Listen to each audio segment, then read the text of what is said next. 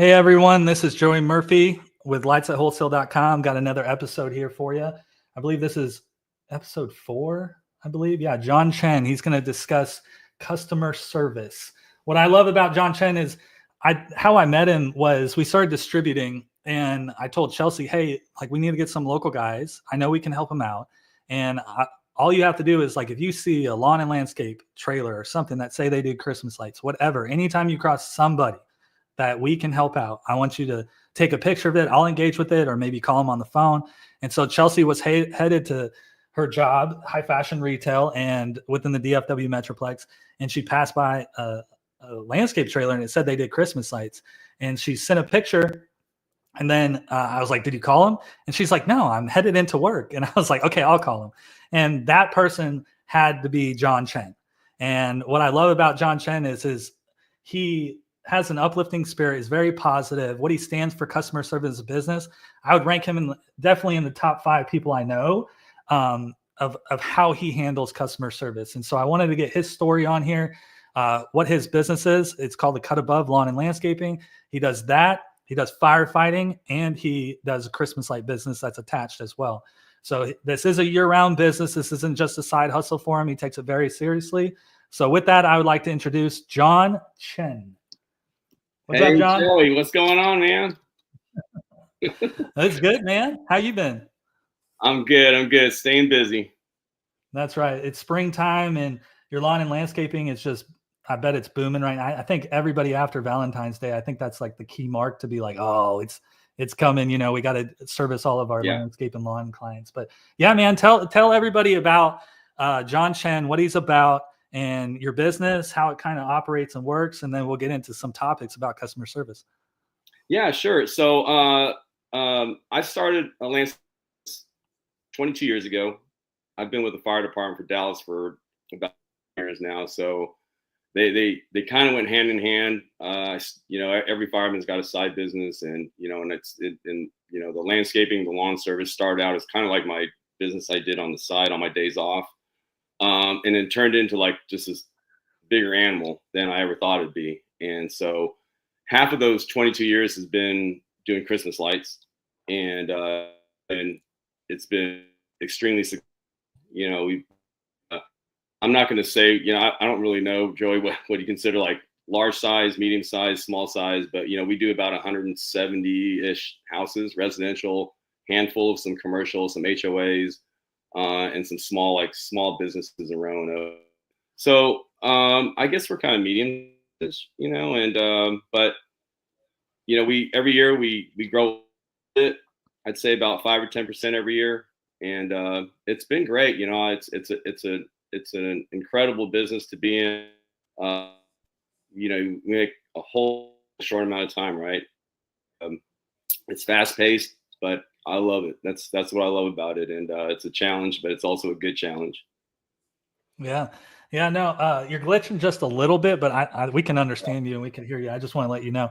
And then, to me, I think like a small business, a medium business, a large business, we talk about customer service. And I think that's the main thing, is upholding that customer service all along the way. So like, as you start scaling and as you grow, you're going to have to try to maintain that. And that's where it gets really hard, because when you become like just your owner, like an owner operator in the business, which a lot of owners are, like I still operate in my business and stuff. And it becomes to where, can you keep that quality going and that customer service going from like, if you own and operate just no other worker in a truck. I remember those days when I was hanging Christmas lights and I wanted everything to be symmetrical, and I would redo it. Even if I messed it up, I'm redoing it. I don't care. Customer service has to be up here. We get shout outs on Facebook. Our reviews were just flying off the handle. And then that kind of plateaus a little bit. You know what I mean? Because you start hiring other guys and they don't do as quality. And I talked about it before, but it's that 10% rule of like, when you hire guys, is like, can they mess up 10% of the time and the customer never knows? And that, when you hire for Christmas lights, you need to be a little bit more attention to detail, especially with greenery bows, stuff like that. So with that is, you've been in business for a while. You got multiple things going on.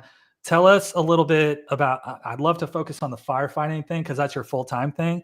And how does that really affect even your business, or what jobs you'll start to take on and stuff like that? So, because I do know when I was doing it, it was hard with the training and everything else. Sometimes they'll have, truck training, or, hey, you got to go over here and do this. And sometimes it's Right. annual training that takes weeks. And you're like, if Sure. this lands in November, I'm screwed, and Yeah. it's kind of, so tell us a little bit about the firefighting and how you're juggling your business with the firefighting. So I'm a 24-hour on and 48 off, and it's like you said, I mean, I work in Dallas. We're busy. Uh, we do have trainings, and so there are times where I'm not to my customers, but I am fortunate that I've got a really good crew that is professional. They, I feel comfortable letting them talk to my customers when I can't, but I try to get FaceTime in front of all of my customers at Yeah. some point in time, and I mean, uh, I return calls as soon as possible. I don't ever let uh, a call or a text go more than 24 hours. I mean, I try to get back to them same day, but I think at the end of the day, what separates a repeat business from one-time business is being reliable, and committing to what you say you're going to do. Yeah. So you're saying, Because there's a lot. but even so like retention, right? So customer Yeah. excellence is about retention. It's about reoccurring revenue. You have that with lawn and landscape. Like with Christmas, it's kind of like, you install it, you maintain it, you take it down. It's kind of one piece. It's not Mhm. like, oh, let me hang it up, and then, you know what, in like 2 days, I'm not going to choose your service anymore. Or like next month, I'm not going to choose your service for cutting the lawn Right. again. Right. Right. Like Right. when you have a business that's home service and you're like repeating, we try to retain customers year after year. You're Mhm. retaining maybe week after week. You have to keep providing the good customer service. Yeah. And so with that firefighting, you were telling me that you were going to do like a 10-week RIT training program. Yeah. Yeah. We're 10 weeks? starting. We just started a 10-week RIT training program, which we got to train how to be like a rescue team, right? If you have a Yeah. fallen firefighter inside a building, as you know how that is being an ex firefighter. But Oh yeah. it's a pretty intense training program, but it's all about really it's a very methodical type of training. It's you can't skip steps, and all this stuff really does it relates to running a business too. You skip Yeah. steps, you start getting sloppy, and quality of service goes down like pretty easily, pretty quickly. um Yeah. Shortcuts, right? I think that's in life, but you can't take a shortcut in firefighting, because that's how people get hurt. So Yeah. you got to have all your gear in place. You got to know where it is at all times. You got to know how it works. You got to be able to use it blindfolded. I mean, Yeah. because we can't always see what, even the training, Yeah. our, If you our masks are blacked out, and we got to do left hand searches, right, kind of thing. Yeah, if you can't tie a bowline behind your back, you can't tie a Right. bowline. You know what I Yeah. mean? That's how it Exactly. is. Yeah. Right. Right. Yeah. And so, So the RIT training, that's the thing, is that a rapid intervention team for anybody who isn't in firefighting and stuff, and that's where you have a crew outside to prepare in case somebody calls a mayday and they have to pull them out. So usually when firefighters are calling that, it's they have a problem they can't overcome. You have to overcome that problem with certain tools and training. And it's like, well, if you said it translated to business, and it's like, well, there's no shortcuts within like to do this, right? Like if you cheat or whatever, you compromise, and if you compromise, then stuff is going to start falling apart, especially on a chaotic scene such as a firefight. But it's like, so with right. that is uh all these the, when you have, I don't want to say it's cheating, but like let's say if you can do a hasty harness with somebody, right? With a, Mhm. like maybe they got their DRD and you drag them out, right? But it's like, Right. no, I need to do a hasty harness. We need to throw them out this dang window. We can't Right. get them down the stairs, and then we're going to have to rappel out the window. And Right. it's like, well, if you didn't know how to tie like a hasty harness with that firefighter, like real quick, to be able to hoist them down with webbing in your pocket, that webbing Mhm. being there, the proper training being there, the time that all the reps that you do with that Mhm. training, like that Mhm. 10-week training, there's a reason why it's 10 weeks. It's repetitions, you know what I mean? And it's, That's exactly it's, right. it's Yeah. every scenario. And so if you tie up that hasty harness, you get him out there, was that cheating? that's not cheating. That's just you being efficient and proficient. And so that I feel that's what happens in business. Sometimes it's like, if I do this, is this cheating? And it's like, that's not getting a CRM is not cheating. Everybody's playing that game. Right. Right. And it's like, well, are you thinking in your business of that webbing to create the hasty harness to be somebody on RIT, which is like a Right. truck company or rescue company operation thing. So it's like, when you say it translates to business or this cheating thing, I think we're manipulating time is what I call it. So if you were able to deploy that hasty harness, get that guy out faster, you're just being efficient and you're manipulating time versus, oh, I got to call on a radio for somebody who has something like that. Get that resource up here and then deploy it. That's too much. That's not the game we're in, not even in business or in firefighting, right? Yeah. Wouldn't you agree? Yeah, absolutely. Yeah, I agree 100%. And I think part of being successful in business is being able to think outside the box, right? We can't just be cookie cutter. Even just like putting lights up, there's ways to skin a cat, right? And there's all kinds of different ways to put lights up. I mean, and at the end of the day, it's got to be done correctly. But I've seen people do it, like make connections different ways. I mean, with different types of types, that's not how you do things, right? He froze up again. You there, John? Maybe if I remove him, put him back. He's frozen. Well, while John comes back on here, I will say that he talked a little bit about before we got started, and it was the state of readiness. And once he comes back on here, I'll have him talk about. There you are, dude. Here I am. No, you got in and out. I was priming the thing about state of readiness. So you were talking about that before we got on a little bit about that excellence and about the state of readiness, because firefighting, you have to be ready all the time, right? On your shift and everything has to be prepared. But then, how does that translate, and how do you feel about bringing up that state of readiness even in your business? I mean, I'll give you a perfect example. Our shift is from 7 a.m. to 7 a.m. And I mean, nobody shows up at 7 a.m. We're there by 5:30, 6 o'clock in the morning, but we're there early because even though our shift starts at 7, we have to be ready at 7, meaning that they're here to check out. We got to check out our packs, our air, our air supplies, our medic bags, everything on the engine, make sure all the tools are there that are supposed to be there. And same with the Christmas light business. I mean, I'm up at 5:30, 6 o'clock, and I'm looking at I just sit there with coffee and I'm just looking at all my materials and what do I need? What am I running low on? And there, and I make sure that the truck has to have redundancy in there. They're always carrying more than one glue gun. They're carrying multiple. I don't care if they need it or not. We got to take inventory control and make sure, because that's important. But they have more than enough that they need, because the last thing I need is for them to call me and say, "Hey, John, I don't have any glue sticks."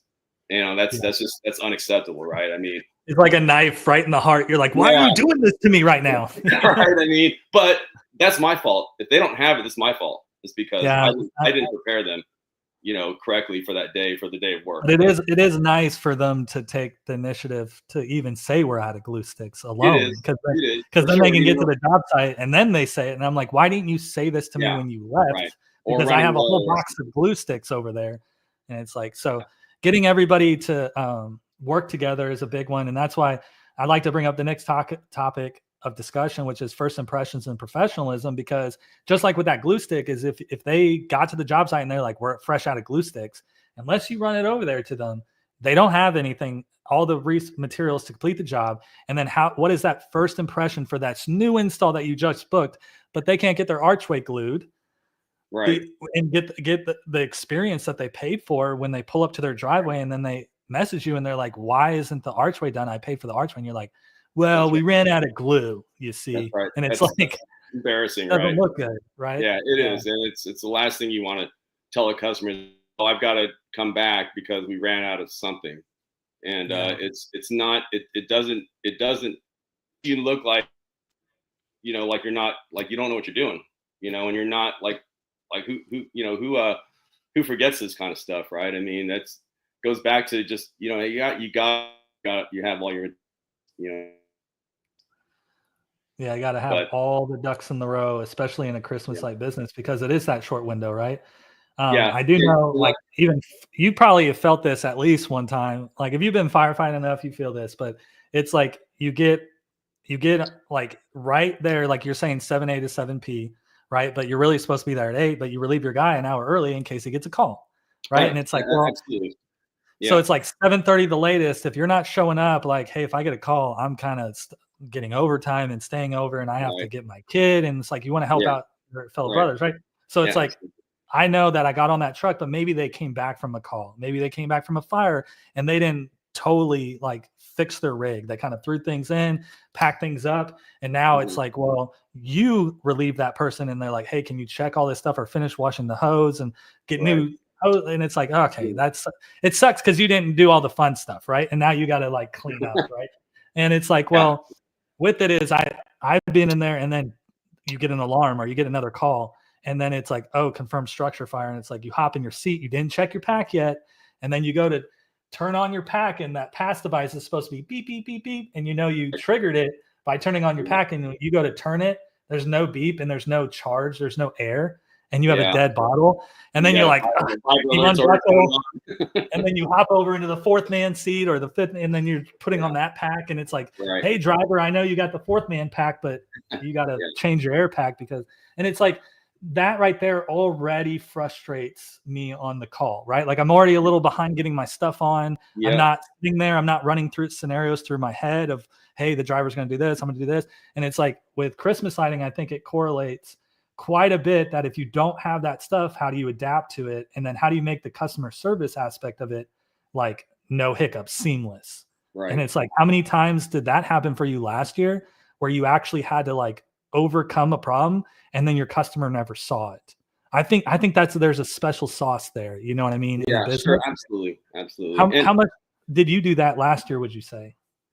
Um, we've gotten through the years for sure. I mean, and just from and learning from your mistakes, right? That's how this works. Is that you get out there and do it, and you find what works for you and what doesn't.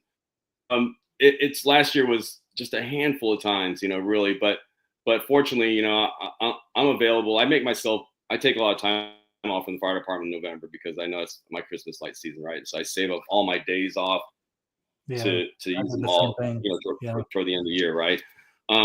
But that's up to me, I mean, I'm available from from crack till 10 o'clock at night, and I mean, I'm out swapping out broken bulbs at 10 at night if I have to. And while my Yeah. guys are, they may be working or they may be done, but I'm not going to have them come out and go with my cousin and say, hey, I got a broken, and I know that they're going to be busy tomorrow. I'm like, hey, I'm going to go take care of this now. I'll stop whatever I'm Yeah. doing, jump in my truck, and I've already got all my stuff in there, and I'll just go fix it real quick. But that's what we're privileged, I think, to be doing this job, Joey. Is that it's such a large amount of money you make in a short amount of time, and I feel like these people are paying us a whole lot of money to put lights up, and I think the least we can do is just go a little above and beyond what you normally would do for the amount of money they're paying. I think fair for them to ask that, like, hey, we're paying this money. We would like, to have lights that are working correctly. And, Yeah. and I don't think that's a unfair ask, and so if Well, I got to go out there and spend 30, 40 minutes to go replace a couple bulbs, I'm going to do it. well, you point out and you said you feel privileged, right, to be Yeah. decorating somebody's house and everything. And I think that kind of hits really big. I think guys who get in this too, they kind of almost because there's a lot of money in it, is they start to get a little ego, like I'm the biggest, baddest Yeah. thing around. I can Right. decorate like nobody else, right? It's Yeah. very primal, to do that. I get it, but at the same time, is I think your fire service and you being a public servant that translates a little bit to be like, we're privileged Yeah. to be going into people's home and actually taking care of their loved ones and stuff when they need Right. it. The same thing as Right. somebody wants to put something on for their family. And that's one reason why I did quit the fire service and I was okay with it, was because I'm actually offering customer service just in a different way, Sure. right? To the Absolutely. community, Yeah. like I'm still within our communities, I'm still Mhm. doing things, but it's just different. And so Yeah. what you're saying is, you're privileged to be able to even provide that memory for that family. They gave you that gift. That's 100%. you're Absolutely. privileged to do it. Yeah. So I love your take on that, is because as you get bigger and bigger, one thing you said to me before we got started too, what do they call, like comics call it like the green room, like backstage and everything, and stuff goes on in the green room before they come Right. out. It's like we were in the green room talking, and Okay. John said that I want to move to reliability and punctuality because with what you're saying about that, you're privileged to do that, like to be able to do this project for this family and stuff, is you were talking about overcommitting in your business and Right. what that means with reliability and punctuality. Can you elaborate on that? Yeah, so my business model might be a little different from others, but I'm a small business, right? And I run it as a small business, and so for me, quality of workmanship and quality of punctuality and quality of customer service is the thing that is I'm trying to set myself apart from the other, you know, is that, hey, look, I mean, we're committed to your project and only to your project. I do one job at a time. You know, I just have I have one crew. Some years I'll run two, but that second crew will be me and maybe my son or something like that. But I have one main crew that goes out and do one job at a time. I do that on my land business as well as the Christmas light, but I don't pull my guys off a job to go start another job and then to come back to finish that other job and then send them to do a third job. And it goes.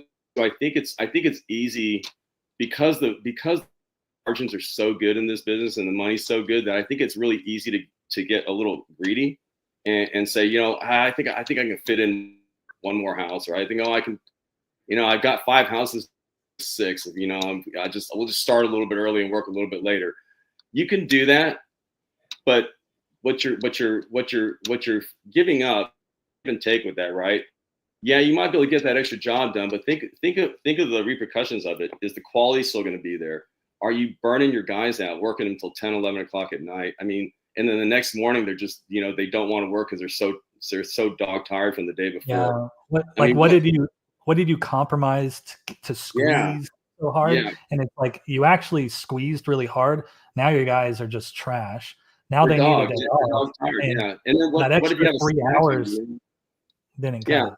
what if, Yeah. and like, and Joey, I was told you, like, this is a business of time is money, right? And like, what if they do run out of glue sticks? Then, and an hour delay, just going to pick up some extra bulbs or some glue sticks or staples or whatever it is.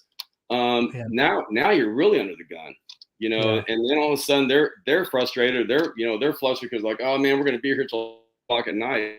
I mean, there's nothing good comes out unless you have the scalability and manpower to do it. I stay away from it because for me, I Well, yeah, you're want to take saying, care of my guys and I want to take care of my customers and I want to be able to provide what I committed to providing without making it uncomfortable for my guys and for myself and customers. yeah. No, I feel you on that one. I So wanted to next chime in. house. I think I know where this house is. I think I know this house that you did. Oh yeah, Uh, yeah, it's in South Lake, this isn't was my it is this is my daughter was in gymnastics. It's her orthopedic surgeon's house. it? Oh, is it? Yeah, we do the house across the street. I know it very Oh well. no way! So when Oh I wow! saw it, I was like, I gotta say something. You know? But yeah, what I like about what you're saying about your guys and everything else is that, if we talk about the 10% rule of like how guys can mess stuff up, but then it's like, if once you scale and get bigger, you can actually have like a full-time maintenance truck, right? And let's say you got Mhm. multiple crews and it's like, these are our installers, this is our maintenance guy. But then Yeah, that maintenance person, what is he doing?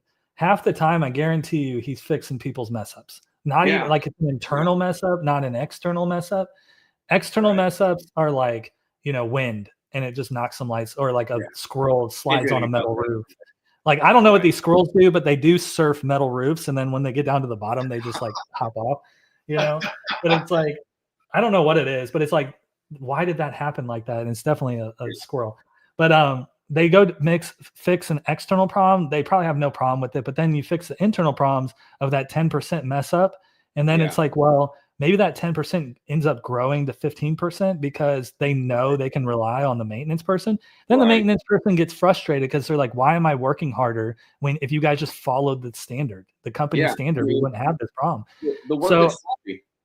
yeah, it's sloppy, right? So the customer service goes down, then there's more maintenance, then your crews are kind of getting aggravated at each other. And it's like, how do you Right. keep all this together? When Yeah. you're running smaller, people have to be a little bit more accountable.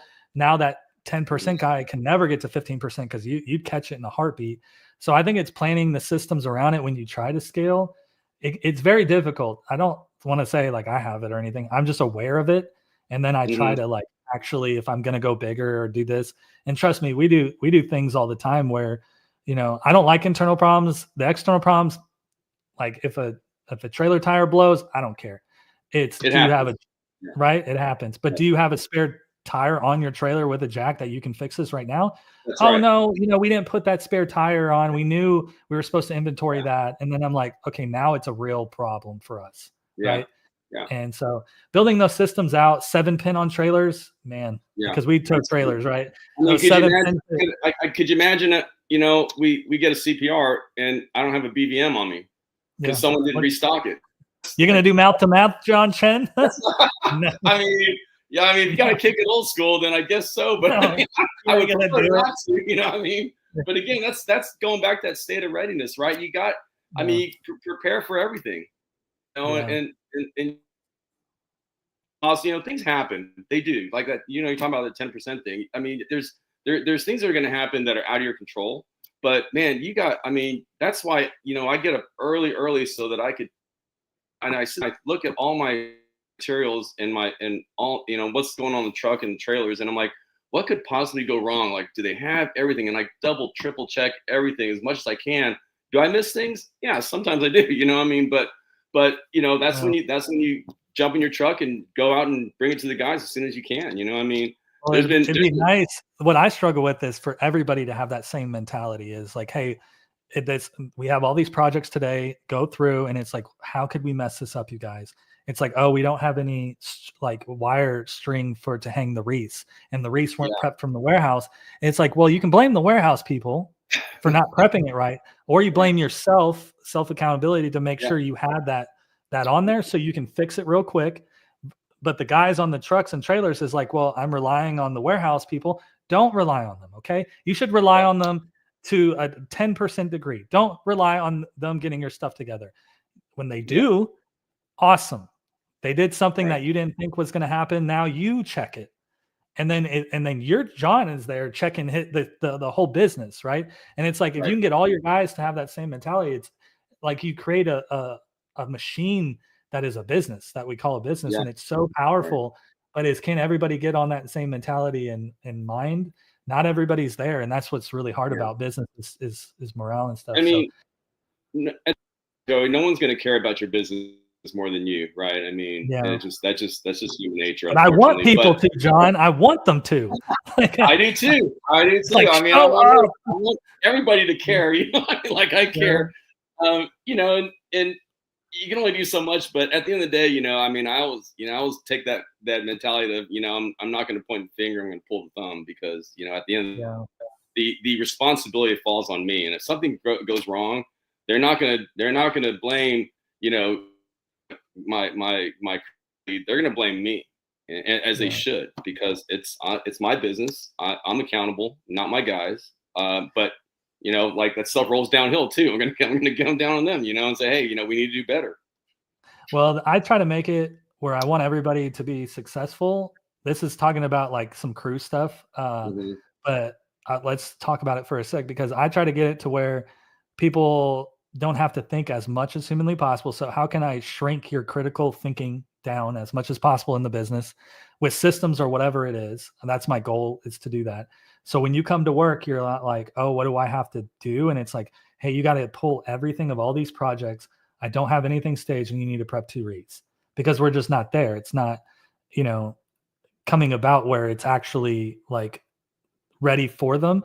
And so I want people at all times to basically in the business to try to think about how it can get messed up. Like that critical thinking is, I just need you to stop for 1 second and check the trailer.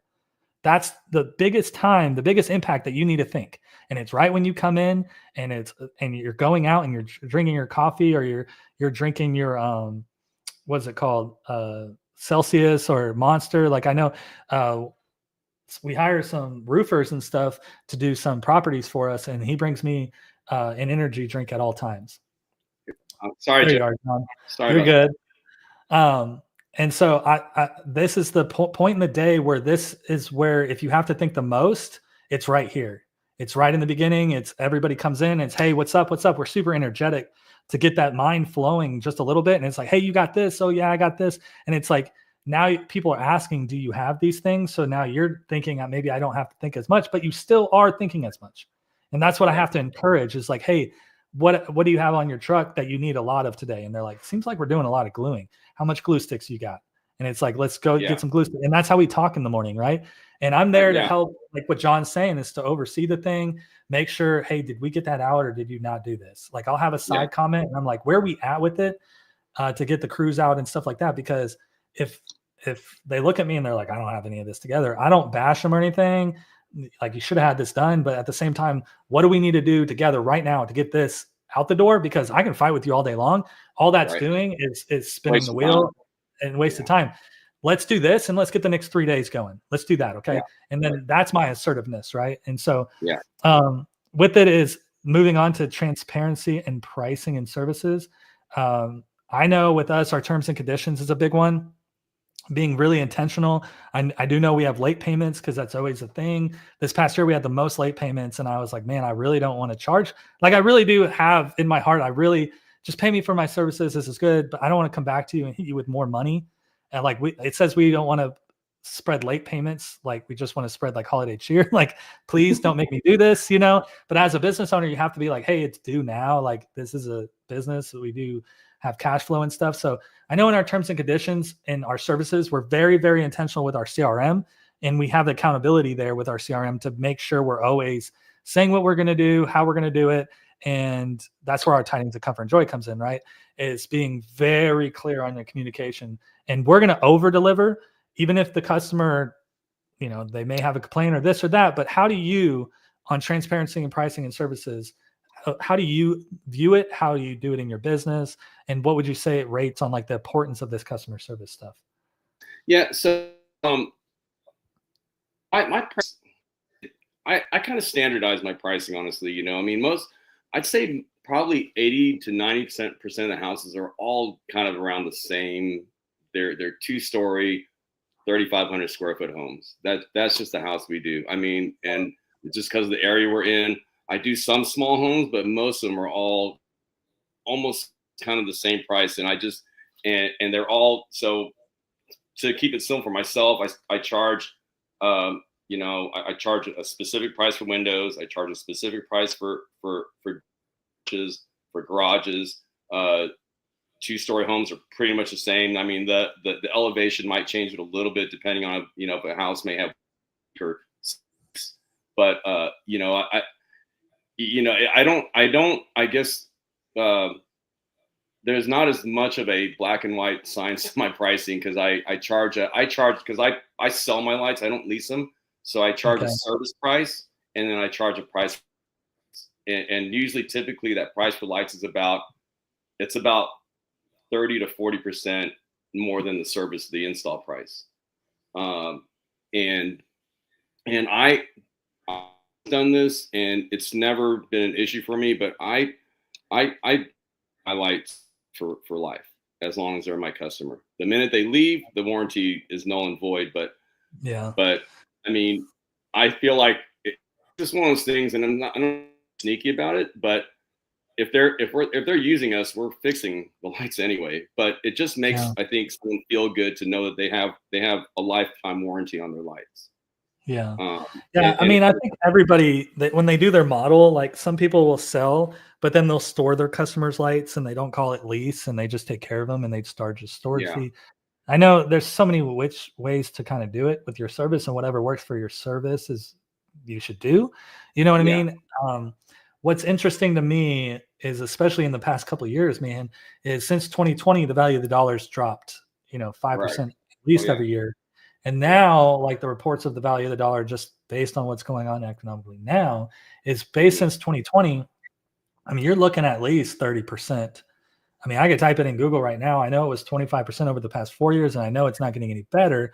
And it's like, well, if you sell them the lights and everything else with economic impacts, your terms and conditions and everything, have you raised prices before? Or like how do you approach raising the prices of what you have? Not even just to like get your company up, like, oh, these are profit versus man hour too low. I'm talking about just even over time in business based on like the value of the dollar, you need to yeah. adjust things, not even Right. so how do you handle that?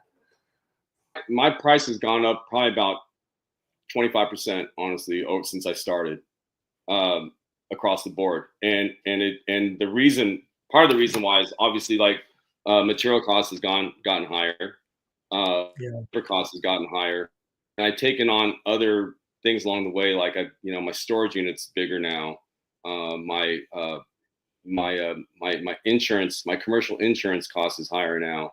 Oh, yeah. Um, everything has kind of gone up in price. So but the biggest expense for me is labor, right? I mean that's going to be the biggest thing. But that has gone up quite a bit too. I mean, when I started started this business, I mean, I was paying guys like $10 an hour.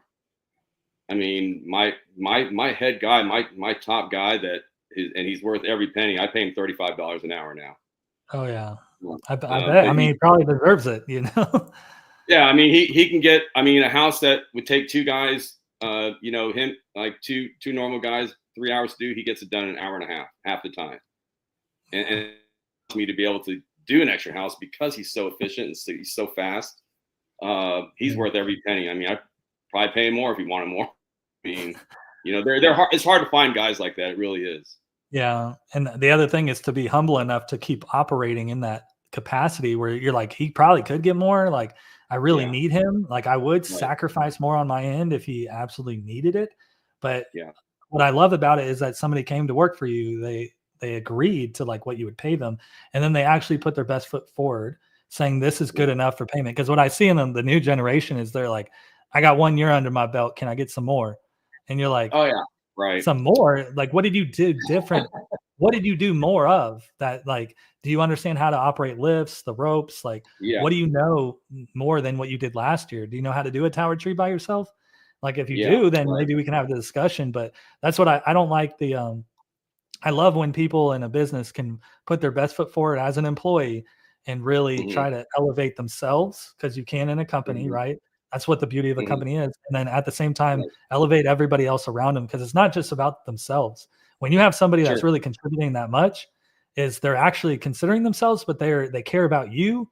They care about the people that they're riding with, right? It becomes Right. a different type of company, and Absolutely. 100%. that's what I love. That's what I when I see you, your guys, your trucks, everything. You guys are so professional all the time. Your customer service, you bleed Yeah. that onto your people. They do get that. You do resonate that, and it does come out under your people.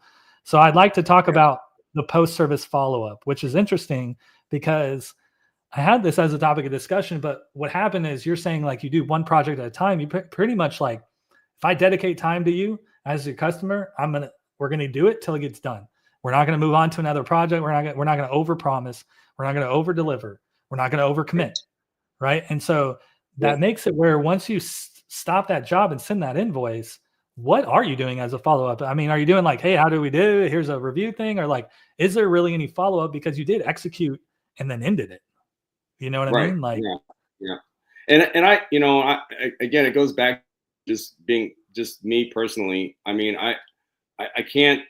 I'm not gonna start another job until I know that the job that we started is done and done to customer satisfaction. that's just me. And I mean, if it means that, you know, he's saying, hey, there's this fence you put up is a picket short, so we'll fix it. I mean, but I'd rather fix everything and stay on the job site until that job is completely done and that customer is saying, man, this looks awesome, like, just send me an invoice for the final amount. And they, for one, like, they have no problems paying me what they owe me. There's no question that they can't come back to me and say, well, I wasn't happy about this or I wasn't happy about that. No, they were happy because I stayed there with them on Yeah. site and talked to them and say, tell me, does everything look perfect you want it? And if it's not, tell me now so we can fix it, because we're not leaving until you're completely happy with everything. And Yeah. it gives me peace of mind as a and it keeps me it keeps that customer satisfaction high too, so that when they do a Google review, I mean, it's five, it has to be 5 stars, because they can't, I don't, there wouldn't be any reason to not, and Yeah, then, you don't even give them an option to click number 4, you know what I mean? Like yeah, that yeah, 4-star review is yeah, that's what I like, is that you're along the whole way, because a lot of times when look at what's happening is you're on site, and then you're actually saying, like, we talk about handling complaints as the next topic. You don't even give them an option to complain. You give them an option to speak up about the service, but that a complaint is, I ended the service and then there's something that's wrong. Right. right, And I think what happens when you send trucks and crews is, sometimes if you're not doing that on the customer service aspect of talking to them actively while the project's going on, hey, how's everything going? Are you feeling great about right, everything? And they're like, right, no, actually, this is pulled back a little bit. Can you bring the flowers up just another 12 yeah, inches or something? yeah, And you're like, okay, oh, are we going to do that? And it's like, well, we're going to do that. It was on me because I didn't even ask where exactly they wanted it. And then from there is like, do we need to change our terms and conditions to ask this questions on a quoting process of the distance away from that hardy board or the edge or the brick or something like that? And so I think the way you're doing it is, man, if you can bleed that into your crews, which I feel like that's what's going on, is I remember there was a what was it, like a podcast or something, and I saw it years ago, and they were saying, like, at the end of what you're done as the sale is like, hey, did we give you a 5-star experience? And you ask the question directly, and they're right, like, yes, great. Would you bling bling, and then you send the thing for the review? Would right, you be willing to, as we pack up, if just take about 60 seconds, give us a positive review? Hey, can you post a picture of it while you're here? Because even people were saying the Google reviews, if you have a picture along with the review, it's yeah, like 3 in 1, right? Like it's mhm, so much more impactful.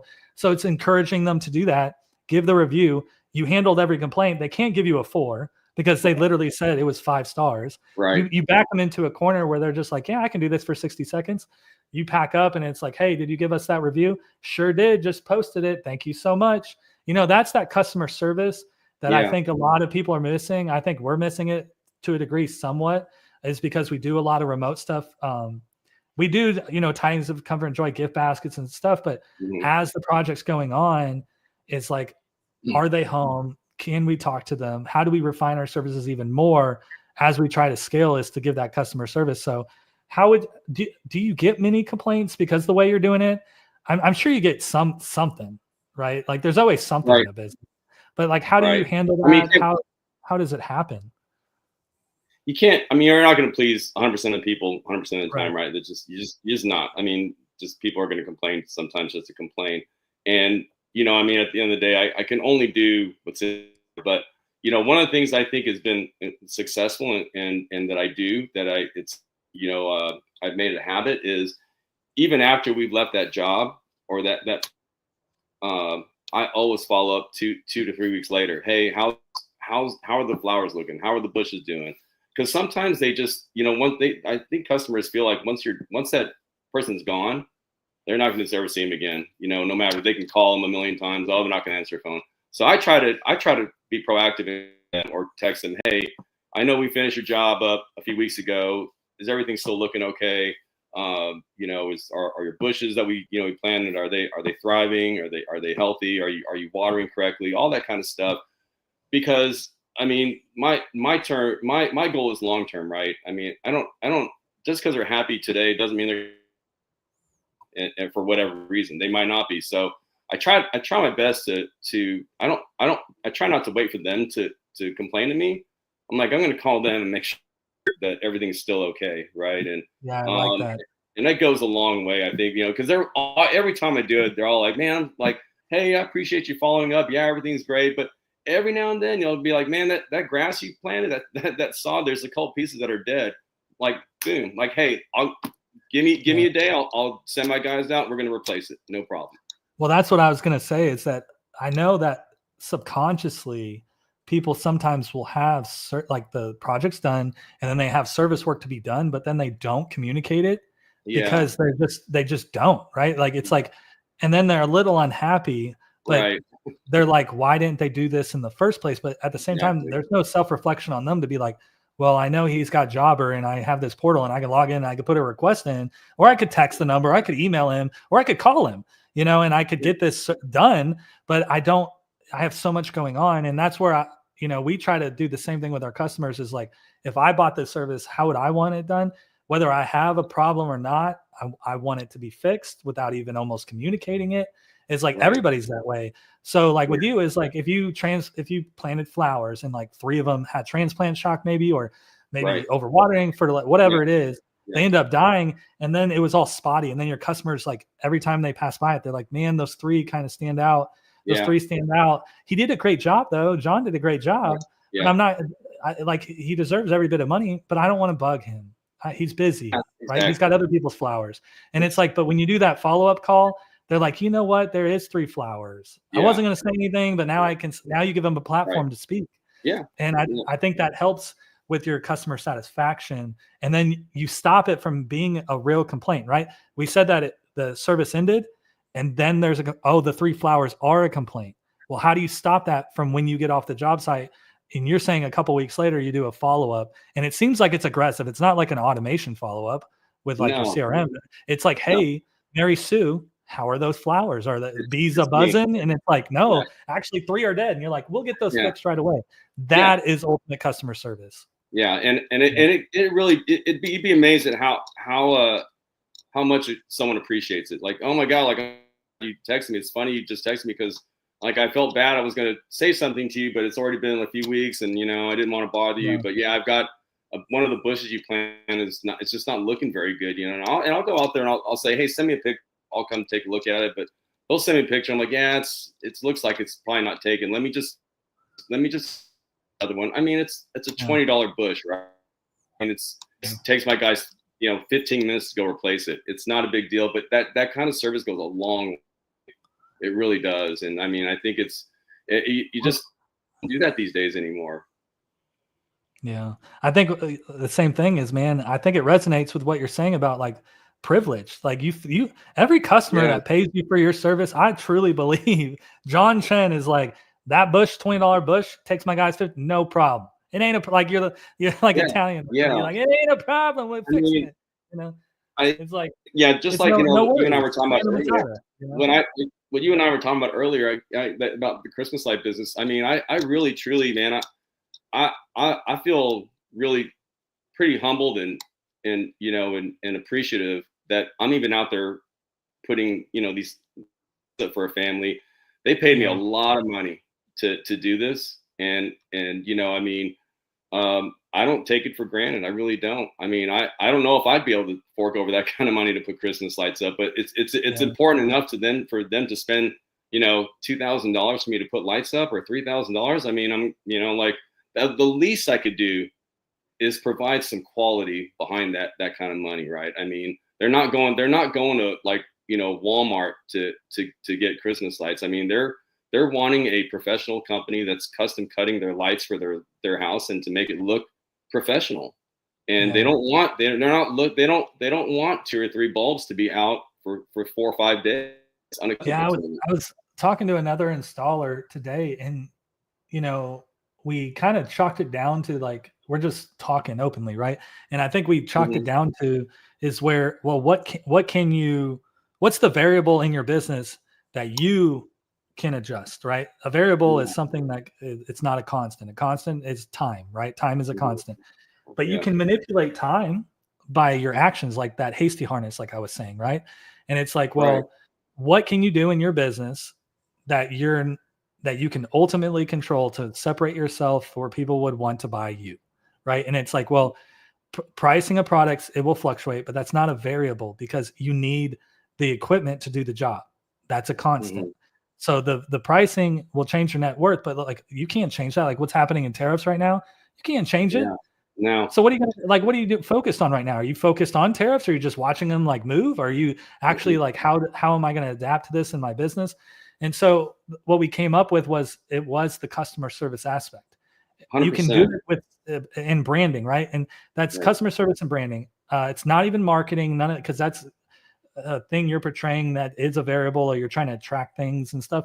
There's a stuff in your business that exists, which is branding, which could be Mm-hmm. systems is part of branding to make you look more professional and Yeah. do that. But it's you as a person to where when they buy lights from a cut above, they know that if there's something wrong with it, it's going to get taken care of, bar none. There's not even a question about it, which Yeah. bleeds into your branding, which means you don't have to even do as much marketing because people are like, this is the guy. If there's any problem, he comes right over, he fixes it. He's very honest, very intentional. He does not overcommit.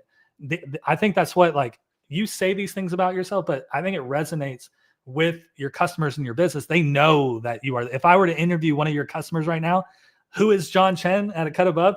And they would say these things that are a broad thing, like ethical or something like that. It's like, in business, does he have business ethics? Check. Right. And Right. that's why people choose you, right? It's like, oh, I can't, like, you're in an area, you're in my area too, but there's a lot of guys that hang Christmas lights. Like, you're seeing shoddy work and everything, but how do you communicate that with? And it's like, well, you can hire that guy, or you can hire John Chen.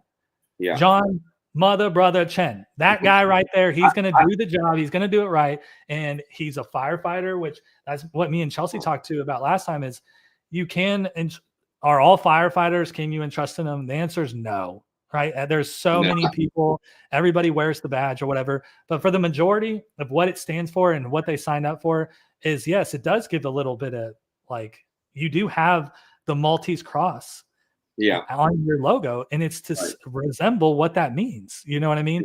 And Exactly. so I think with the customer service and personalization is, if somebody does it, I think you even do it sometimes better than we do. And that's why I'm interviewing you right now, is because you add that personalization touch. You remind me, you keep me grounded to be like, are you calling them as a follow-up? Are you closing while the project is going on? Are you communicating while it's going on? Right. Not before, not after, wow. And it's like, how Right. many guys do that? How many guys can chime in and say they do that? And I don't think there's many. And so that's what I think separates you. But tell me a little bit more about the personalization of a cut above. And then we'll move on into like some technical stuff with your guys of how to maybe maintain this with the customer service. But give me a little bit more about a cut above and the personalization you guys give. Um, you mean as far as like what's like setting us apart from Yeah, other companies, like or when you, it's more of like a branding question, I guess, is like a cut yeah. above. It's like when people think of that, you think of your company a different way and you're trying to like portray this as much as possible. But it's like, what personalization touch does somebody get that you see other businesses don't do? Like, maybe you knock on the door before you start work. There's some guys who just come and don't knock on a door, and they're on your Yeah. property in your backyard. You know, it's like, Crazy. I mean, right. So what do you do? I'll say, for a small investment, I mean, like t-shirts are, I mean, just form of some kind for your guys to, yeah. I mean, to me, like I pull up and I see my guys out there and they all are in the same shirts. I mean, I think it just looks professional. And I mean, it makes you, Uniformity.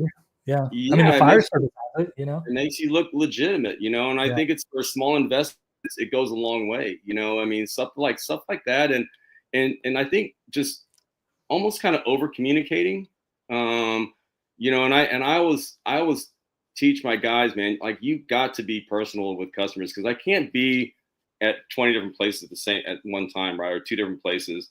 So, I mean, I really try to harp on my guys, like, don't be afraid to talk to the homeowner, afraid to talk to the decision maker. Like, I mean, I'm very fortunate that I've got guys that are great, and I get good feedback. Hey, your crew is like they're so nice and they're professional, and we them lunch the other day because they were working so hard, and I love Yeah. hearing that.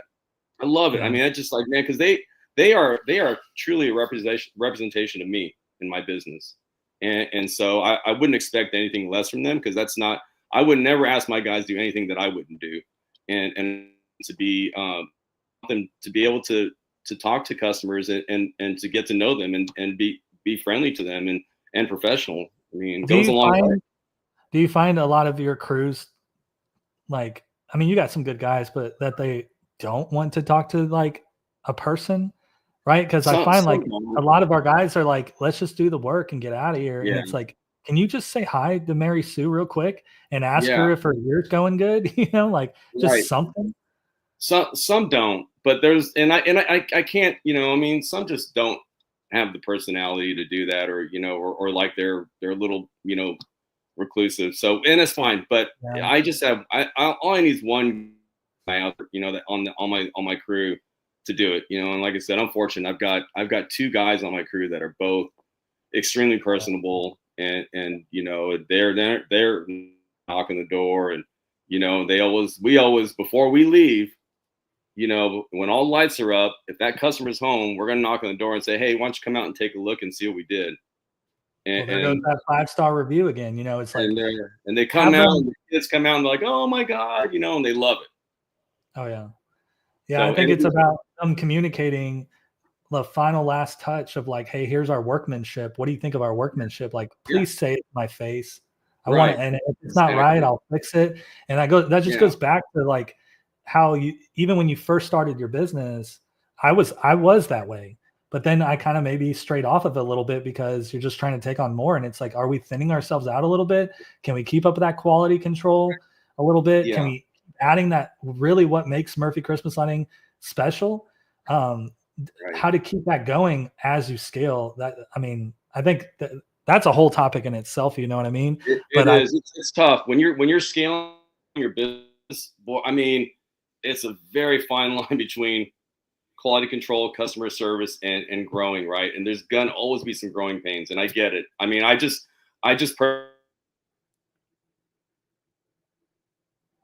oh, you froze again. You're about to go on a riff. Let's bring him out and back in. See if he's probably riffing right now. Let's go to a commercial break. Well, while John tries to come back, let me take this on a commercial break and talk to you about lightsatwholesale.com. You can visit lightsatwholesale.com here there and go I am. to permanent All light right. training. I'm plugging I'm plugging in a little commercial because you got out of it. I was just gonna bring up Lights at Wholesale, tell them about the training that we have. I'd really like to get you in on some of this training. I know the last one was last minute, but I try to get you I'd in love here. to. But you can go to Invislight's Permanent Light Training. Okay. John, I'm hoping we'll be there soon. I just added it today with Porter at Lights at Wholesale. It's going to be May 23rd. So be on the lookout for that, for a Texas training there. We do have some regular Christmas light training coming up. It may be a compilation of dates. Lots of stuff is happening. I'm going to try to announce it this next week, but I know a lot of guys really want the Christmas training and then also the permanent light training. And so we're going to have a group of people that are going to be teaching that. So that's pretty exciting there. So again, lightsatwholesale.com, go to training and Viz Lights training, and you can get it there. So yeah, John, as I plugged that was my little outro, just while we get you back on board. Yeah. You're about to go on a soapbox and stuff, but let's talk about the technician training and soft skills for those guys. We talked a little bit about, like, what I liked is that you said that, look, I only need one guy on a crew to really be a good communicator. So as Right. you build out your crews, is like, well, you could have a guy that's a weak guy who doesn't want to talk to anybody. And it's like, if they're outside the door gluing the archway or something like that, and the main guy is talking on the roof, then it comes into like, well, that customer opens the door, you didn't introduce yourself, and they're like, hey, Nice. what are you doing here? Like, that's red flag number Yeah. one. And then Yeah. the guy who's actually communicate is on the roof. So then it's Yeah. like, the guy who doesn't want to communicate, it's like, oh, we're here for Christmas lights. He's like, Yeah. well, good to know. Like, okay, Yeah. you guys Right. doing the roof line in the archway, right? Red and Yeah. white, right? And the guy's Yeah. like, I don't want to talk to you. Well, It's I like, guess. it's like, Yeah. hey, John, right? And you're like, Yeah. yeah, look at the lights. We're prepping the lights right now. Like, it's like, I'm Yeah. just joking. It's just sometimes you can get like, I remember the old days where it's kind of like, did you look at the quote? And it's like, no, I just was Right. following your lead. And it's like, oh my gosh, so, They, but, I but mean, unfortunately, you're not like lying about this, right? I mean, you're not making this up. no, This is, I live this life, this is dude, part, this is part of the business. The hardest part I've always telling anyone is finding good workers, right? Good labor. It's tough. Yeah. And you and I have had this conversation even, back in, 2015. And I was like, Joey, man, where do you find your guys? Cause I mean, I've got guys that can barely tie their shoelaces, you know what I mean? Yeah. And let alone get on a roof. And so it's hard. I mean, and when And you I didn't have a good answer for you. I was like, yeah, wow, no, I'm out yeah, here struggling too, man. yeah, Like, yeah. I think everyone is. But I mean, find that guy who hold on grim death because it's that guys that are, one, comfortable on a roof, and two, have are not afraid to talk to. But we knock on I tell my guys, do not start putting lights up until you knock on a door first, or at least unless I give them the okay. I'll tell my guys, hey, they're just go ahead and start, or I'll tell them though, if they're home, you knock on the door and let them know you're there. yeah. Because I mean, you don't just hopping on a roof and all of a sudden they come out like someone's walking like on. So just I always try to give my customers a heads up. I mean, it's just I think it's common courtesy, one, and two, it's So do you do it, or does your crews do it like on the way, like in the app or something? Like if you both, have a CRM, both, both. both. I'm in constant communication with my guys. Like, I'll tell them like, hey, I mean, I got GPS on my truck too, so I know I know how long they've been at, and I'll give my customers a heads up. Hey, guys will be there in 30 minutes, so just a heads up. If some they'll say, oh, okay, great, we're home, so just let us know we're going to be here. We need to move cars, or which is, hey, we're at dinner right now. And I just ask them, hey, is it okay if we just get started then? And they're like, yeah, go ahead, and if you need anything, just let me know. I think a big part of it is like, I think one thing that people, or maybe I may be guilty of, is that we become a bigger company, and then what happens is we create automation within there, and then it's like, no, you're booked, like look through your portal, and we start removing the customer around the process of hanging the lights. So like we almost take pride in, all you have to do is approve quote and sign, and your lights, everything will be done for you. You don't need to even lift a finger. Like we're a full turnkey service, right? And it's like, but I don't know if that's the best method to do. Like what you're saying, no, I'm involved even in, hey, we're going to be on your site. We're on the way. Hey, we're on the way. I gave you a phone call. Hey, do you have any last minute things you wanted to add? Maybe they were like, hey, we really were on the fence about a color. And you're like, hey, color changes are $50 to $75 per more, right? Because we're wasting on the job site. You should approve that with your quote. And they're like, I know, just hit me with the 75 and let's go with the different one. But you did it, you affected it last minute, but they were part of the process. Maybe they were hesitant, like you said about the flowers, that maybe they had transplant shock and they died. Did you do the follow-up? Because they subconsciously were like, they approved the quote. We thought that's what you wanted. Maybe they approved the quote and then they're like, hey kids, next week lights are going up. It's gonna be multicolor. They're like, multicolor, the same as last year. No, and it's like, well, now I want to make my kids happy, but I approved the quote. Now I'm gonna get hit with the penalty. That $75 maybe worth it to them to be able to make it. And it's like, well, were we part of did we keep the customer part of the process? And I feel like maybe that is a little more. You shouldn't just sign and forget about it. Maybe that's not the service that they want it to be, because the other thing is you have to get it exact, right? Like if a bulb is out, it's like, want, right? And so it's like, if you had a wedding events, we go to the job site that day the event is happening to make sure everything's running. And it's like, well, usually when you install this, it's an event for the family to come outside and you power it up. And then they're like, oh, wow, here's this experience thing. But did you get them involved in the process while the process was happening? Or did you just get them to do a remote quote and approve it? Or did you before we came, we gave them a call and we're like, is there a new gate code? We have a little checklist we roll through. Hey, get into the community. Is there a new code? It's the code from last year. Like, no, that changed. right? And it's like, it's being very intentional about your processes. But I do feel like talking to you, just coming through me, is that we're keeping the customer out of the process when we should be getting them a little bit more of the process. They just don't want to hang the lights, like the risk and the skill. That's just, they want the end result. They want to be part of the result. If they could, I know you got customers that would probably be out there while you're doing it, right? Which no contractor likes, you know what I mean? But to be honest with you, they're going to give you a 5-star review because you're doing everything they're asking, you know? Right. Yeah. I don't know if it's a bad thing. You know, I don't know the answer to that, Joey, but maybe there's a way to, because, you know, technology, helps with efficiency, and it's important. But maybe there's a way to integrate some personalization with the technology, right? To kind of be able to have that communication, personal communication with the customer, not just because initially, I think any customer just wants the easeability of to get a price, like how much it's going to cost, without having to maybe talk, without having like, I don't want you to come out and talk to me and sell me on anything. I just like, how much is it, right? But there's a little more to it than just clicking like clicking through some options, and also boom, checklist, and then boom, it's going to be $700 or $1,000. This and you know, I mean, because there's other questions that you can ask this customer, and I think that's where the value add is like, hey, we're not just clicking a box to get a price, but we want to find out what are you really looking for, right? Do you really want this? How important is this arch? You know, I mean, or how do you really want your windows?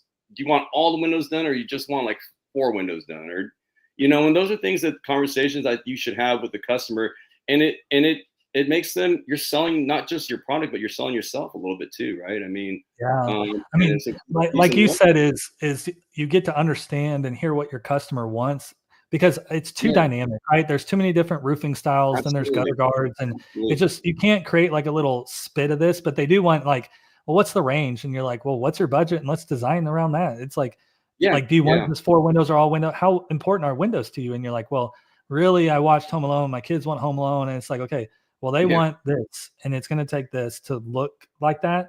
But if you don't, and you don't want it to look like that, you could do like archway, window, and a wreath or whatever. And it's like, you're going to spread it out. You're going to hit all your goals. You're going to have some during the daytime, and and it's going to keep within that price range.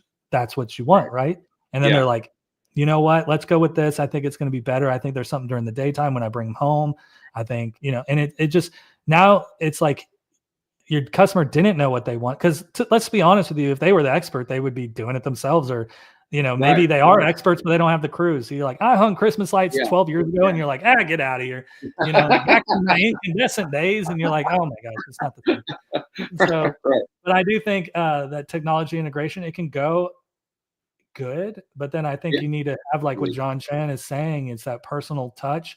And so like with you is like, what is your steps? Is you just see the jobs come up? You're very intentional about each job. You close each job or something. Do you have anything like, a reminder to follow up with this person, or like tasks in your schedule? Is that automated to do the reminder? And you're like, okay, here are all my reminders. I get one of these. Like, what is it? No, I don't have any of that. Honestly, I'm kind of old school. I just keep a schedule, but I get customers that they contact me, and I'll do some texting with them. But if I get this feeling like they're asking questions, Oh, you froze again. we can meet, and talk about this in person, because I want to get in front of them, especially on big jobs. Like those, when they're bigger jobs, I feel like I need to be in front of them to ask them questions. They can ask me questions, because you can only do so much over texting, right? And then, but it goes back to just like, hey, if I get FaceTime with them, I know I can get their business. Well, that's you being a salesman, right? Is I think when you like, even when you look at sales, and it's like, how do I do the sales? Like, you can text somebody, you can call somebody. So texting is no visual, it's no voice. Right. Then you can call somebody. Now it's voice. Now you can put, like, when you hear my voice over the phone, it clicks. You know what I mean? Yeah. Even some of the best businesses is like, once you hear that voice, I always say yes to this voice, and it's like, Yeah. that's my guy. Right. And that's why Chelsea's good at what she does. Is like, oh, once they hear Chelsea's voice, they know she's going to take care of everything. Exactly. You're gonna, all of it's washed away. Right. When I hear your voice. And Right. then it's face to face. So now it's body language and voice. And that's what like if we had a podcast in person, it would be a little bit different of a podcast, right? Yeah. Because we're going off body language and everything in person in real time. So even the Zooms and stuff don't do it. Like, can you close a sale via Zoom? That's better than in like not being in person, right? Like a text or quote is definitely better. But then it's like, well, now when you're in person quoting, now there's the body language, your persona, how you stand. Like, I've been working out like crazy, drinking protein shakes. Like, I'm back in it, John, right? Like, this is like, I'm getting into fire, like fighting weight. Tell, man. But it's like, I've definitely shaved some stuff down, but even that with like the state troopers and stuff for Texas and even in Louisiana, they do the rowing machine and the VO2 max and stuff. And they actually pay incentives for guys to be fit, because when you show up on scene, people trust people more that are fit and take care of themselves, right? Like you have it together. It seems like you got it together. And you're like, it ain't together, but I at least look like I got it together. And so with that is like, we talked about first impressions and customer service and like how you look, your professionalism and everything. Yeah. But that professionalism, when you have the t-shirt, when you're talking like how we talk, we're very passionate about what we do. They can read that in person. So like you're saying, if I get in the room, it's game over. I'm so confident in my sales skills. And anybody who does sales and you say that and you tell them that and they're like, yeah, I can do that. Well, get them in another room with another good salesman, and man, they both can either psychologically read off each other and know what they're doing, and it's just, it's a very, I call it the art of the sale. And it's very interesting on like even bigger bids and stuff of how people do the sales and get the sales. It's very interesting to me. So one of one of my issues I have is being able to scale, because I'm a kind of a one-man show right now. So right now I feel like where I'm at, if I took on any more business, I would have to get like a second crew or a third crew to be able to sustain my business model, right? Of keeping that that customer service and that quality that we're putting out there that we built this business on. So people don't believe me when I say this, but all of my customers, I mean, I will book out my whole Christmas light season with my existing customers and I'll be full. I lose about 10% of my business, but the reason why I lose it is because they moved. And people don't believe, like, so you're saying that people don't leave just because they get a better price. And I'm like, I can't think of one because I mean, I really honestly can't. I feel like it goes back to, because I'm not gouging anybody. I mean, I'm charging a competitive price. It's probably similar or same to what they're, the quotes they're getting anyway from somewhere else. But I mean, I feel like it goes back to, I don't lose customers because we're not doing what we're doing. I lose customers because they either moved or they got a divorce or they plain don't have the money for it this year. They lost a job. But it's never because of your service. It's never been because someone wasn't happy with us, I've never lost someone said, "Oh, I got a better price somewhere else." And even if they did, I'd be like, "Well, I'm glad you did. Good luck to you." And I'm not afraid to lose business. I just haven't. And I was telling someone this, and they didn't believe me. And I'm like, I swear, I haven't lost any customers. I mean, I've got 165, 66. Like of the same customers I had for the last 5-6 years. I just haven't lost any, and it's just from growth. But I do lose some because they lose. I end up growing a little bit every year with some new customers. I just don't lose them. I just don't lose them because, like I said, unless it's for a reason outside of my control. Yeah, no, that speaks volume of like how you're operating your business currently, right? It's like, and then it goes into like what we were talking about before, when you try to scale up. And then things start slipping just a little bit because nobody's watching that guy, and it's like, we buy cutters for our crews. And it's like, well, now, you have 3 crews and you start losing 10 cutters because they got Yeah. left in a gutter or Right. this or that. And Right. like it becomes more money, more problems, right? Like Yeah. you bring in more money and now Right. you hire a guy that's not as quality, but you know what? He's the guy who shows up and it's like he does okay. He's like a 15% guy. And it's like I got a 5% guy, a 10% guy, and a 15. It's like I can't Yeah. pair the 10 and the 15 together. That Right. 10 will turn Yeah. into that 15, right? Right. And Yeah. it's like Exactly. Yeah. Bad habits. Right. right? And it's like, well, keep the 10% guy off on like little brush jobs or something, and then get those two paired together.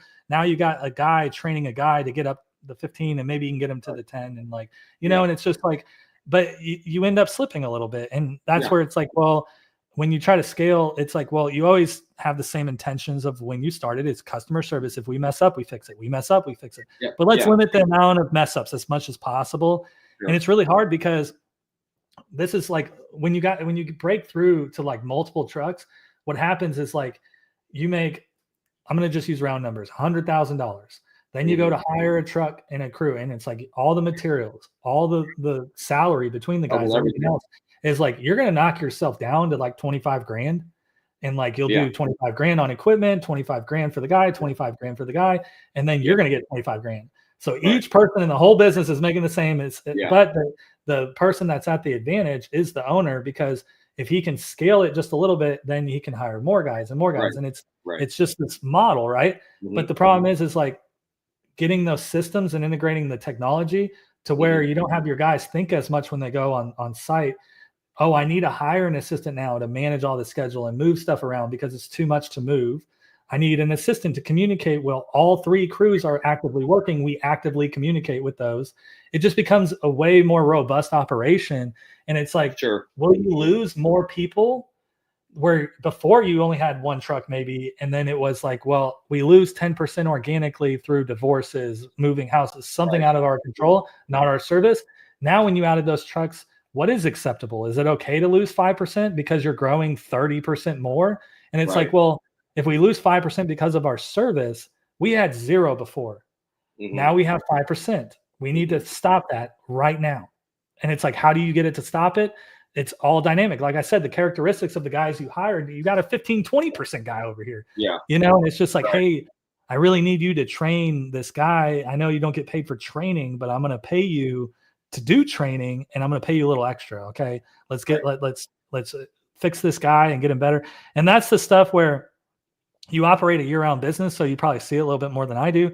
We get seasonal stuff with like high influx, and it's very hard to like even manage that in a seasonal business, because if guys aren't 100%. working out, you got to cut them like immediately. Like Right. you don't have time to train them and like build them And up. you and I talked about that. Like, I had a guy that kept forever, and you're like, man, like, Oh yeah, you just, because I'm like, how do I forgot lose about it? How do I get rid of this guy? And you're like, you just got to get rid of him. Like, that. when it's time, and you just got to deal with it. And I was like scared because I was like, I don't know anybody else, but I wish I would have listened to you, because I really should have gotten rid of him, 5 years But you had a ago. history, right? Like you had a history, which makes it even harder.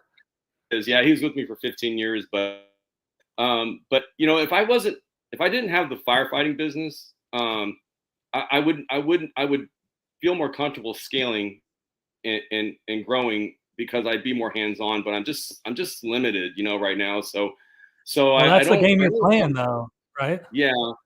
So I just, Like how can I'm you like, compare yourself to like where you would be if you just focus on it? Like that's you can't compare that, because you are doing this whole other thing on the side. It's full yeah, time, yeah, with the training commitment and everything else. Is like, if I was still doing firefighting, there's no way I could do what I do. It yeah. I wouldn't mean, exist.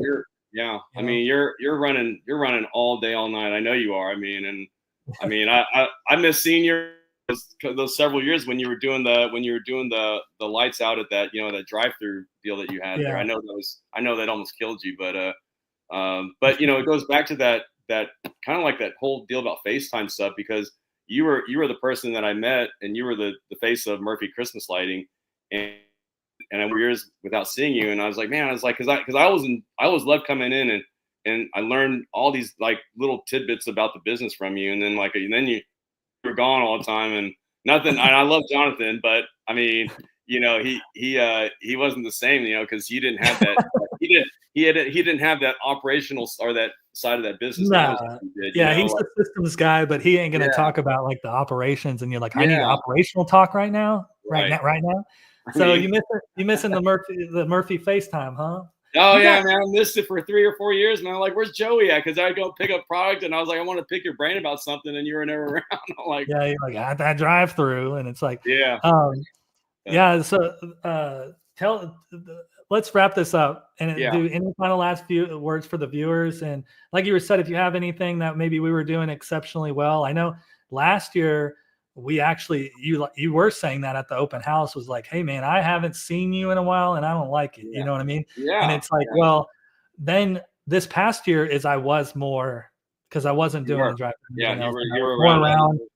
I could talk a little bit more. And then now with the lights at wholesale, merger Yeah, acquisition thing is now I'm able to do stuff like this, right? Like one of the right, big complaints you had was I want up to date of all new products at all times when they are released. And I was like, we don't do that very well. Well, that's one of the things that I'm working on right now is I was giving you glimpses of like before we mhm, got started of like stuff I'm working on to be yeah, able to offer that type of FaceTime. But when mhm, we had the FaceTime is like, what can I even offer you now? And what's different now is I'm able to have those hard, like those bigger conversations in season when most people are blowing going. They don't want to give you the time of day. yeah, Customer service with lights at wholesale and what we're trying to do here, it's of the utmost important. It is number one. Like John said, is like yeah, this customer service is my mission statement. That's what you said. Is yeah. like It it is, doesn't get any bigger than that. That is our mission, is yeah, to satisfy our customers. Like I don't want to put anything else in there. That's what it is. yeah. And so that's what I want to do with Lights at Wholesale this next season, get everybody their orders and everything. But for you, to anybody who's viewing, what is your kind of goal, your business goal this year? What are you trying to achieve? You still trying to operate how you do, just improve the quality? Is there anything you're battling? Anything that these guys may be going through that they can comment on? Yeah, I think kind of the biggest takeaway from this, Joey, is that is that we have to get in the mindset of taking care of these customers that we have, because like, look, at the end of the day, um, the reason why you got to take that Christmas trip with your family, or that you took that spring break trip, is because these customers paid for that. I mean, and we need to remember that. Like, we need to treat them well. They're paying for, they bought my Christmas presents this year, right? I mean, or Yeah. whatever They it fed is. your family. Yeah. Yeah, they put food on my table, and so I always try to keep that in mind. Is like, hey, let's just go a little above and beyond. Let's not be so churn and burn, and and keep just make as much as possible, because it's not just about the money. It's like, we got the money will come, but we got to take care of our customers, right? I mean, there's too many fly by night people out there that are putting lights up, and the biggest complaint I have these days, like, people putting lights up and they're not coming to take them down. I mean, who does Yeah. that, right? I mean, I think it's it's horrible to do that to somebody. I've taken several lights down for free for people, just because, like, we're out taking lights down, and someone come, hey, how much would you charge me to take these lights down? My guy ghosted me. I'm like, man, I'll just take him down. It takes me minutes. I mean, Yeah.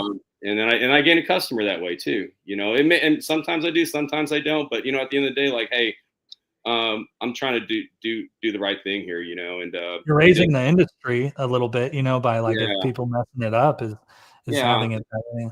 So One I did see a podcast recently. I'll just chime in here a little bit, and it was the guy from Dirty Jobs, and I think he was like on Theo Vaughn or something like that, yeah, and he was saying like about all the tariffs and manufacturing, and like there's so many manufacturing jobs even open right now that like Americans don't want to do manufacturing, but then we're saying we do want to do manufacturing. And it's like we can create the jobs. Like with Dirty Jobs is everybody was shoveling, and it was all these like hard working blue collar jobs. right, I do yeah, view Christmas lights as blue collar. You're up on a roof. yeah, yep, There's risk to it. You have ladders. You're hooking up trailers and prepping stuff, and it's doors, like a yeah, construction job. I view it yeah, like I call it decorative construction, yeah, and that's yeah, kind of the game we're in, right? right, yeah, And he was like, I have like the blue collar workforce, like I've been speaking about it for so long, but then it's like what the problem is not creating the jobs. Like that's what he was saying. He was saying that I need to get people excited about picking up a shovel. right? Yeah. Because Americans don't want to pick up a dang shovel. Right. I mean, we have construction that goes around. There is people in construction. I'm not saying we don't. What I'm saying is like the reason why I bring this up is because when he said I wanted to get people excited about picking up a shovel, it was like about just getting active, and like Yeah. throw that ladder. Who cares if you got to throw that ladder and change out that bulb a second time? Customer service. So I think with what you're kind of saying is it goes back into that patriotic American way of like when growing a business is good customer service has to be there on point. It has to be there, or Yeah. else the whole thing crumbles and it doesn't work. And so if, like he said, I want to get people excited about picking up a shovel. I want to get people excited about customer service again. I Yeah. do. Yeah. I want it to be very intentional. I want you to build your business around it. And then that goes into like referral programs. Like you'll get more leads just by your clients being happy. And you're like, would you recommend it? Is this a 5-star thing? And would you recommend another one of your friends to us? Oh, here's the referral a friend link. And here's the link to the Google. Can you please do this for us? It would help our business out. And it's just, did you get FaceTime saying that? Right? Like you're saying, like, you don't say that over a text. You make it very, very intentional. And that's what I wanted to kind of end on with what you were saying was about getting people excited about customer service again, because I see a lot of bigger businesses that, like Chelsea was saying, the manager, the on-site supervisor is wearing flip-flops. That's not the greatest customer service. No. And the same thing with what you're saying and how you kind of treat customers. Are you going to knock on their doors? Let's get excited about talking to the customers. Yeah, again. let's get them involved. I mean, they want to be involved also. I mean, they want to be able to see what you're doing a little bit. I mean, don't be afraid to let them watch what you're doing, as long as they're not like impeding your work, and stuff like that. But, trying to tell you what to do and what not to do, because you are the professional. And I mean, I don't have any problems telling them like, hey, look, Mr. Customer, like we've been doing this a long time. Let us just do our work, like, man, and we'll get this done. And then if anything's wrong, we'll talk about it. Or if you don't like something, we'll talk about it. But let us get started. Let us do what we do, and then we can discuss it. But if you're my guys to put lights up here or string lights out for them, it's not really helping us. As much as I appreciate your willingness to help, it's not helping us. Oh yeah, it's getting in the way. Yeah, it's getting in the way. But that's good. There's a nice way to do it, but I mean, I have no problems letting customers watch what we do, because I mean, it's their You're house. not scared. Well, you're not scared of your workmanship or your service or how you talk to your crew and stuff. It's like, because sometimes people have to button themselves up and they're like, man, the boss never talks like that when we at the warehouse. It's right. like, Yeah. Right. Yeah, I know. But, it just seems like you're always true to yourself, true to your customers, true to your employees. Yeah. And I think it's never a losing scenario when you can do all those things. It's a very difficult thing to do because it's a very emotional ride with a business and everything else. But that's why we do it too. It's because it's hard. And I think what you said on here, John, was amazing. I think that your customer service is to the utmost. I think people should definitely follow you on your platforms. I know you're on Facebook a little bit. And if you want to just plug in kind of where people can find you, a little bit about your business, about like the contact information, like your phone number and stuff, in case anybody's watching and they want to get some lawn and stuff, just plug that in real quick. A Cut Above Landscaping 01 at, oh gosh, you're going to make me think of my website now. But my number is 214-293-0554. And Facebook, we're A Cut Above Landscaping. There's my website. It's A Cut Above Landscaping 01. There's an email above right there too. cutabove1968 at yahoo.com.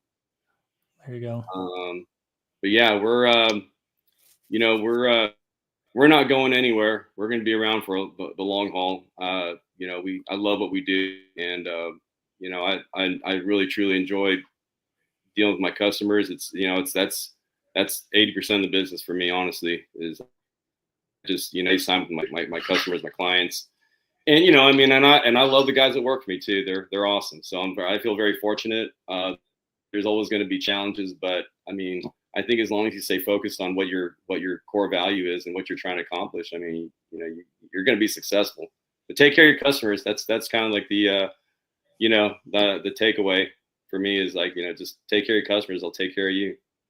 Yeah. I mean, you're preaching stuff that's 100% a fact, right? Yeah. And you're saying to reach out, like really just communicate with your customers more. I don't think you could do it enough, Yeah. or at least you could be doing it better than what you're doing, right? Yeah. You can bug your customers too much, but at least Yeah. Yeah. put some Absolutely. energy and effort into it and kind of Yeah. make it a big part of your business because it does affect it. It is an ingredient in your business that Hmm. can make yourself thrive. And I feel like that's why you're as successful as you are, is because customer service.